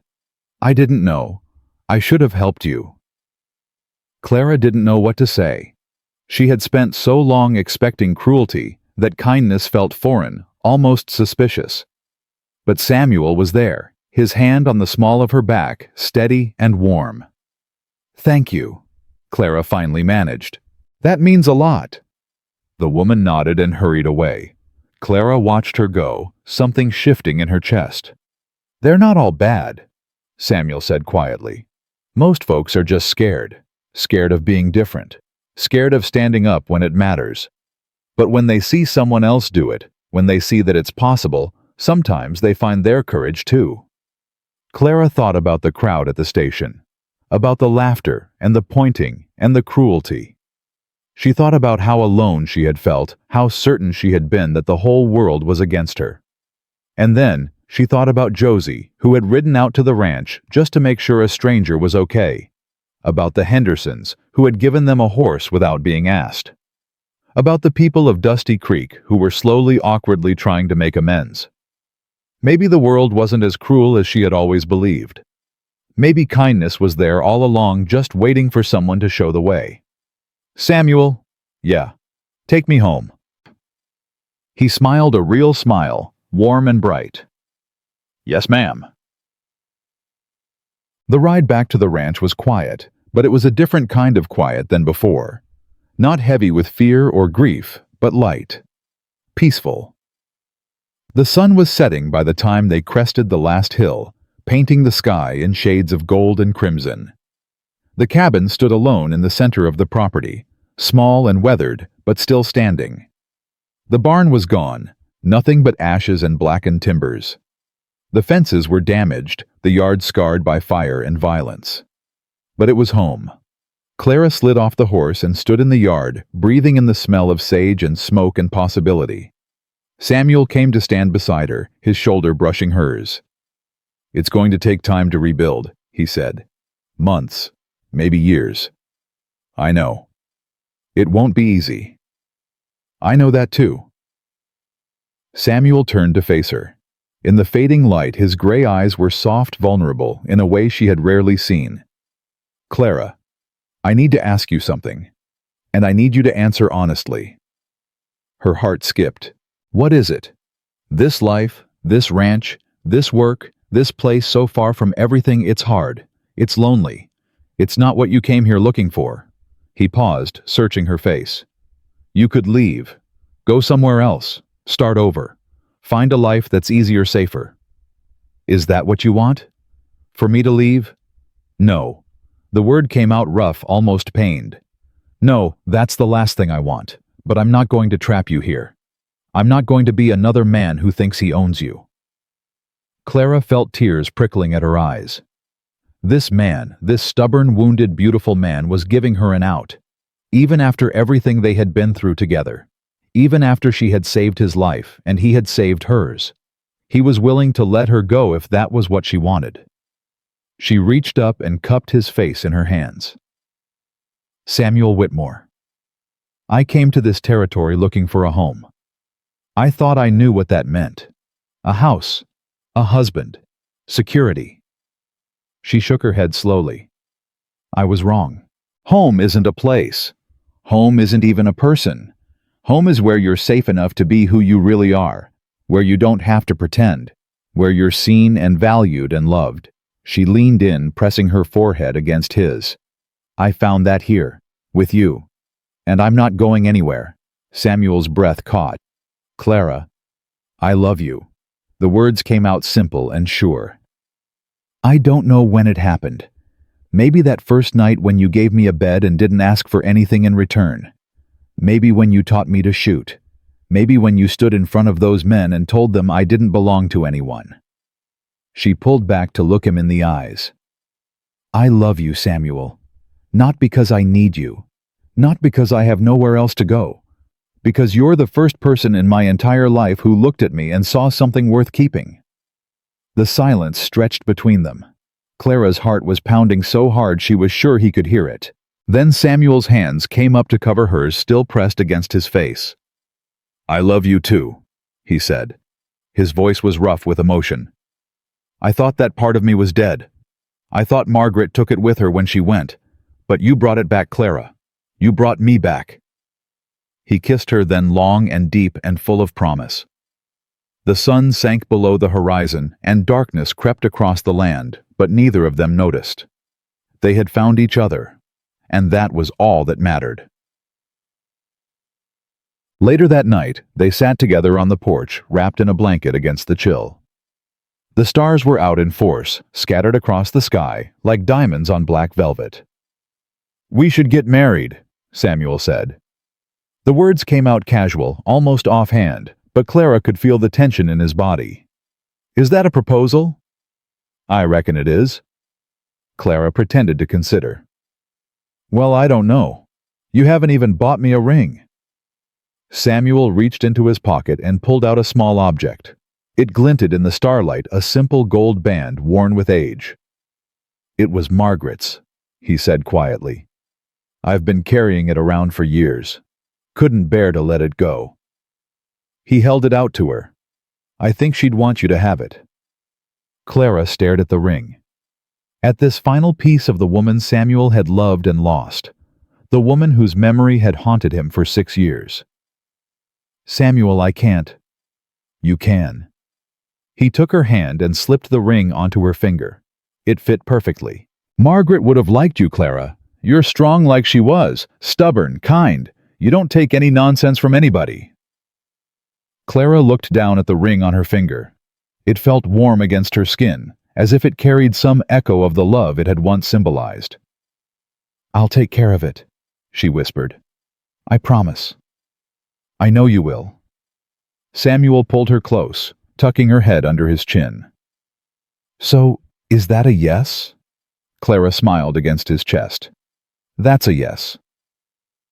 They sat together in the darkness, the ring on Clara's finger, the stars wheeling overhead, and the promise of tomorrow, stretching out before them like an endless road. The storm had passed. Now, it was time to rebuild. The wedding took place on a Sunday morning in early October, 6 weeks after the fire. Josie had insisted on hosting it at her boarding house, and despite Samuel's protests about making a fuss, Clara had agreed. She had spent her whole life invisible. For once, she wanted to be seen. The dress was simple white cotton with lace at the collar, sewn by Mrs. Henderson from fabric Josie had ordered specially from Prescott. It was the first new dress Clara had owned since she was a child, and when she looked at herself in the mirror, she barely recognized the woman staring back. "You look beautiful," Josie said, adjusting the small bouquet of wildflowers in Clara's hands. "Samuel's going to fall over when he sees you." Clara laughed nervously. "I doubt that. He's not exactly the falling over type." "You'd be surprised what love can do to a man." Josie stepped back, her eyes suspiciously bright. "I've known Samuel Whitmore for 12 years. Watched him close himself off after Margaret died. Watched him turn into a ghost." She reached out and squeezed Clara's hand. "You brought him back to life, honey. Don't ever forget that." Clara felt tears threatening and blinked them back fiercely. "If you make me cry before the ceremony, I'll never forgive you." "Fair enough," Josie grinned. "Now let's go get you married." The ceremony was small, just a handful of people gathered in Josie's parlor. The Hendersons were there, and the blacksmith and his wife and a few other townspeople who had reached out in the weeks since Vernon's death. The minister from the little church on Main Street performed the service, his voice solemn but warm. Samuel stood at the front of the room in a suit that Josie had bullied him into wearing. He looked uncomfortable, his collar too tight, his hair slicked back in a way that made him look younger somehow. But when Clara appeared in the doorway, his face transformed. She had never seen him look at anyone the way he looked at her in that moment, like she was the answer to every question he had ever asked, like she was the reason the sun rose in the morning, like she was home. Clara walked toward him on legs that felt like water. Her heart was pounding so hard she could barely hear the minister's words. But she heard Samuel's voice when he spoke his vows low and rough and absolutely certain. "I, Samuel James Whitmore, take you, Clara Ruth Dawson, to be my wife, to have and to hold from this day forward, for better for worse, for richer for poorer, in sickness and in health." He paused, his gray eyes holding hers. "I spent a long time thinking my life was over, that there was nothing left for me except waiting to die. You proved me wrong. You gave me something to live for again.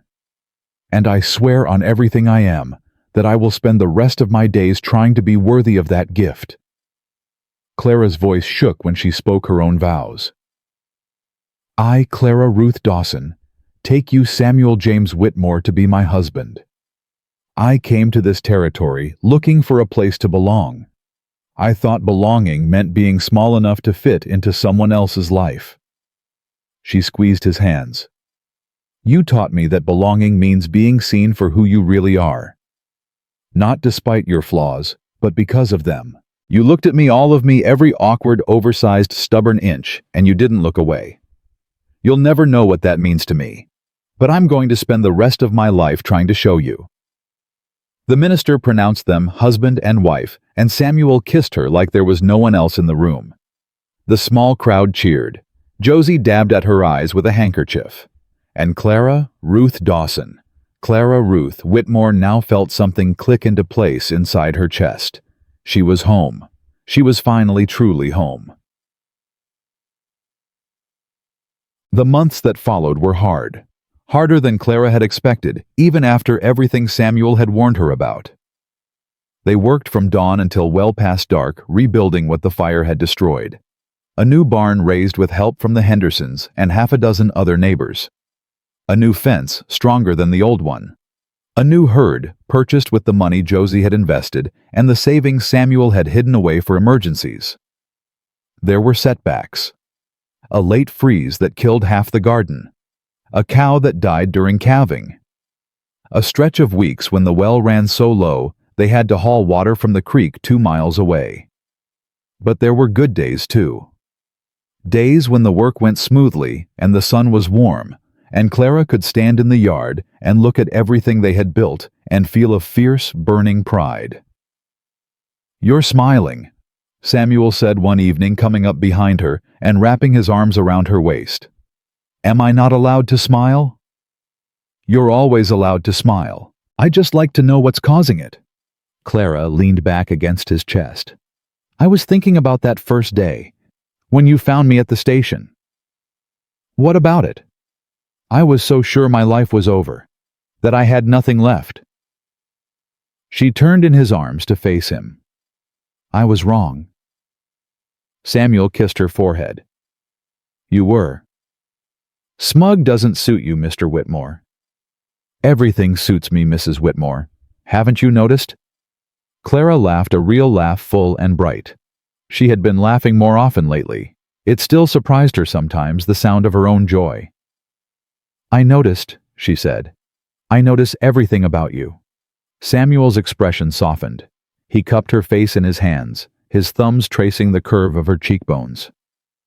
"I love you, Clara, more than I ever thought I could love anyone again." "I love you too." They stood together as the sun went down, two people who had found each other against all odds, holding on tight to what they had built. Winter came early that year. By November, snow had blanketed the ranch, turning the world white and silent. Clara and Samuel spent their days caring for the animals, their nights huddled together by the fire. One evening, as Clara was mending a shirt by lamplight, she felt a strange fluttering in her stomach. At first, she thought it was nerves. The winter had been harsh, and they were running low on supplies. But when the feeling came again, stronger this time, she realized it was something else entirely. She set down her sewing and pressed a hand to her belly. "Clara." Samuel looked up from the harness he was repairing. "You all right?" Clara's voice caught. "Samuel, I think I might be—" She couldn't finish the sentence. The words felt too big, too impossible. Samuel set down the harness and crossed to her side. He knelt in front of her chair, his face creased with concern. "What is it? Are you sick?" "No, not sick." Clara took his hand and pressed it against her stomach. "I think I'm pregnant." The silence that followed was absolute. Samuel's face went through a series of expressions: confusion, disbelief, and then something that looked almost like fear. "Pregnant," he repeated. "You mean a baby?" "That's generally what pregnant means, yes." "A baby." Samuel sat back on his heels. His hand was still pressed against her stomach, his eyes distant, lost in some memory she couldn't share. "Clara, I don't—" Her heart sank. "You don't want it?" "What? No." Samuel's eyes snapped back to hers. "No, that's not what I—" "Clara, I had a son. Thomas. I told you about him." "I remember. When he died, I thought that part of my life was over forever. I thought I would never—" He stopped, his voice breaking. "I'm scared, Clara. I'm terrified. What if something happens? What if I lose you too? What if I can't protect you, can't protect the baby? What if—" Clara silenced him with a kiss. "Samuel Whitmore, listen to me." She pulled back and held his face in her hands, forcing him to meet her eyes. "I can't promise that nothing bad will ever happen. Nobody can promise that. But I can promise you this. I'm strong. Stronger than I look, stronger than anyone ever gave me credit for. And so are you. Whatever comes, we'll face it together, the way we've faced everything else." "Together," Samuel whispered. "Together." He buried his face in her lap, his shoulders shaking. Clara held him, stroking his hair, letting him feel whatever he needed to feel. She understood. She understood the fear of loving something so much that losing it would destroy you.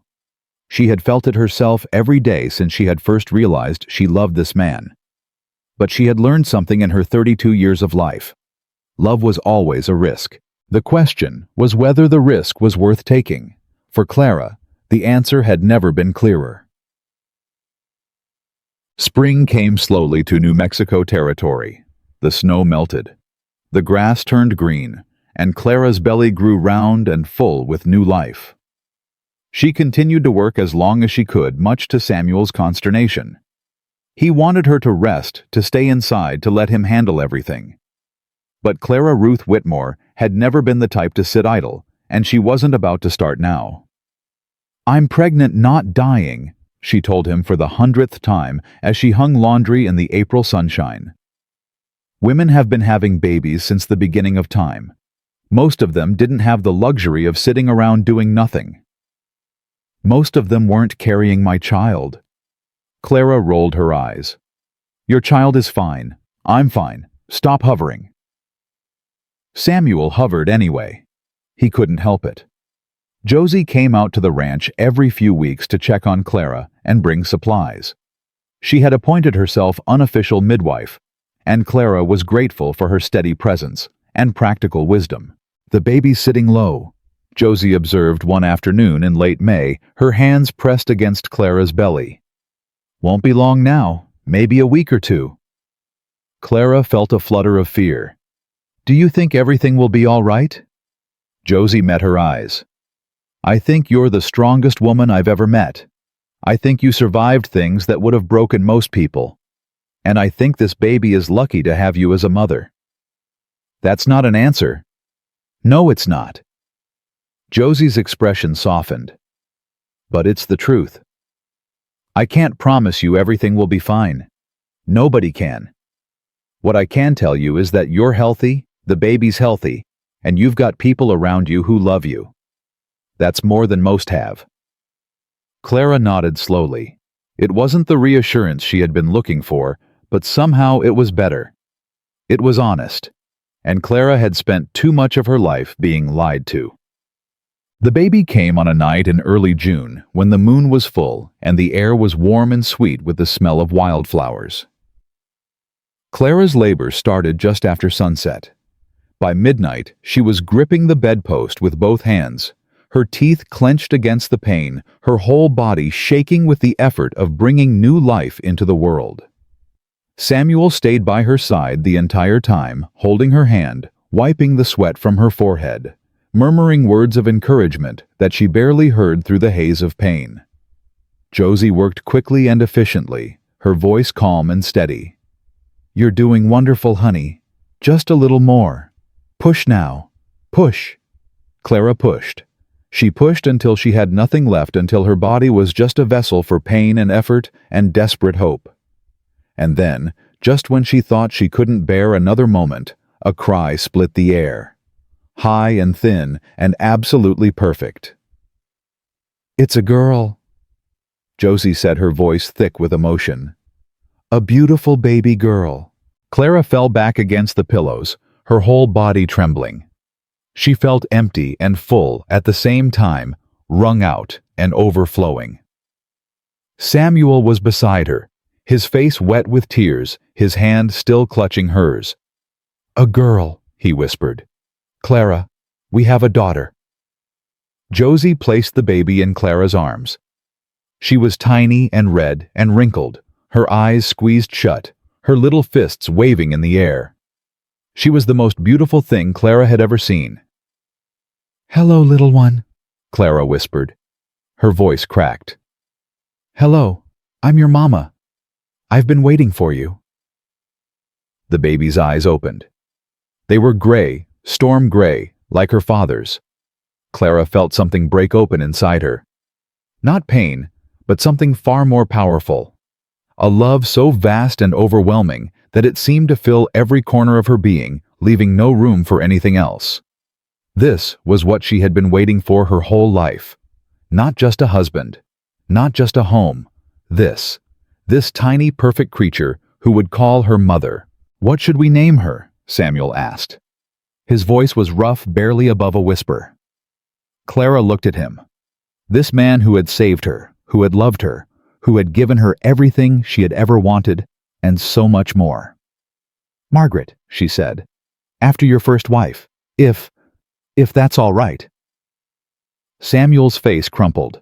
For a moment he couldn't speak. Then he leaned down and pressed his lips to Clara's forehead, his tears falling onto her skin. "It's more than all right," he said. "It's perfect." Clara smiled down at her daughter. At Margaret Rose Whitmore named for a woman she had never met, but who had clearly been worthy of this man's love. "Welcome to the family, Margaret," Clara whispered. "You have no idea how lucky you are." The years that followed were not always easy. There were droughts and floods, sick cattle and broken fences, winters that seemed like they would never end. But there was also laughter. There was love. There was the sound of a child's voice calling Mama and Papa across the sunlit yard. Margaret grew up strong and healthy with her father's gray eyes and her mother's stubborn jaw. She learned to ride before she could read, learned to shoot before she was 10. She had Clara's quick mind and Samuel's quiet strength and a fierce independence that was entirely her own.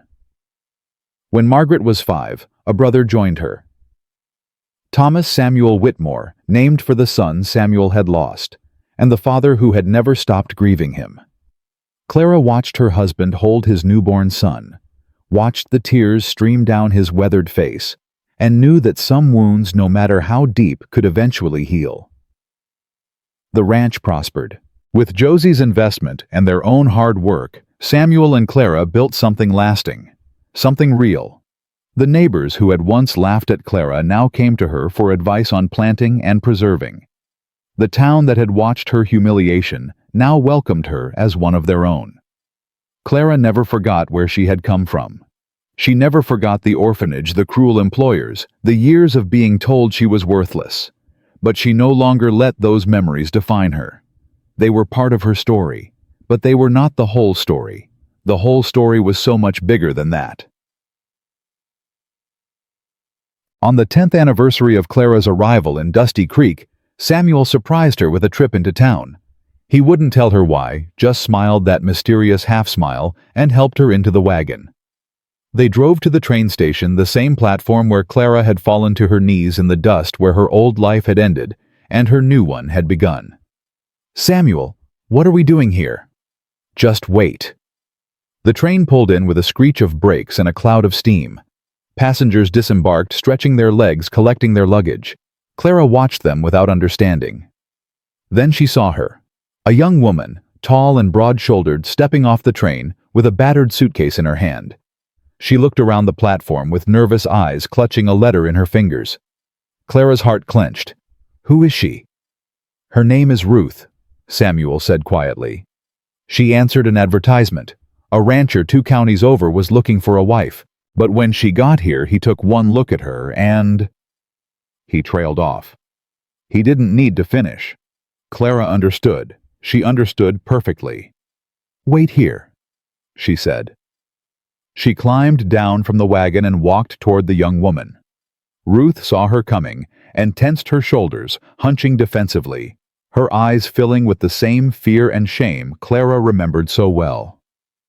"Miss—" Clara stopped a few feet away, her voice gentle. "Are you all right?" Ruth's chin trembled. "He didn't want me. He said I was too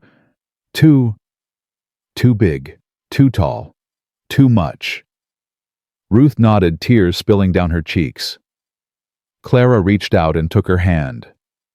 "I know," she said. "I know exactly how that feels. Someone said the same thing to me once, right here on this platform 10 years ago." Ruth looked up, confusion mixing with her pain. "What happened?" Clara smiled. "Someone gave me a chance. Someone looked past what I was and saw who I could become." She squeezed Ruth's hand. "My husband and I have a ranch about 8 miles from here. We've got room for one more if you're willing to work hard. No promises about what happens next. But I can tell you this, you won't be alone. And you won't be judged." Ruth stared at her for a long moment. Clara watched the war playing out behind her eyes, Hope and fear, trust and doubt, the desperate longing for kindness battling against the expectation of cruelty. Finally, Ruth whispered, "Why? Why would you help me?" Clara thought about that question. She thought about Samuel, who had pulled her out of the dirt. She thought about Josie, who had ridden out to check on a stranger. She thought about all the small kindnesses that had led her to this moment, standing on the same platform where her life had once ended, offering another lost soul the same chance she had been given. "Because someone has to," Clara said. "Because the world is hard enough without making it harder, and because I remember what it felt like to have nothing and no one." She smiled. "Come with me, Ruth. Let me show you what's possible when someone believes in you." Ruth's hand tightened around Clara's. "All right," she whispered. "All right." Yay. They rode back to the ranch together, Clara and Samuel in front, Ruth in the back with her battered suitcase. The sun was setting, painting the sky in shades of gold and crimson, and Clara could hear Margaret and Thomas playing somewhere behind the cabin. Samuel reached over and took her hand. "You did a good thing today." "I did what you did for me 10 years ago." "I know." He raised her hand to his lips and kissed her knuckles. "That's why it matters." Clara leaned her head against his shoulder and watched the familiar landscape roll past. The cabin was visible now, smoke rising from the chimney, the new barn standing strong and proud beside it. Margaret came running out to meet them, her gray eyes bright with excitement, Thomas toddling along behind her. This was her life. This was everything she had never dared to dream of. A home, a family, a purpose, and now a chance to pass it on, to show another lost soul what Clara had learned in her own long journey, that no one is ever too broken to be mended, that no one is ever too alone to find a place to belong, that love, when given freely and without conditions, has the power to transform even the deepest wounds into sources of strength. Clara Ruth Whitmore looked at her husband, her children, and the young woman who reminded her so much of herself. And she knew with absolute certainty that her story had never really been about finding someone to love her. It had been about becoming someone who could love herself. That was the real journey. That was the real victory. And that, my friends, was how an oversized woman from Missouri, rejected and humiliated on a dusty train platform, found not just a home or a husband, but a life worth living and a love worth fighting for.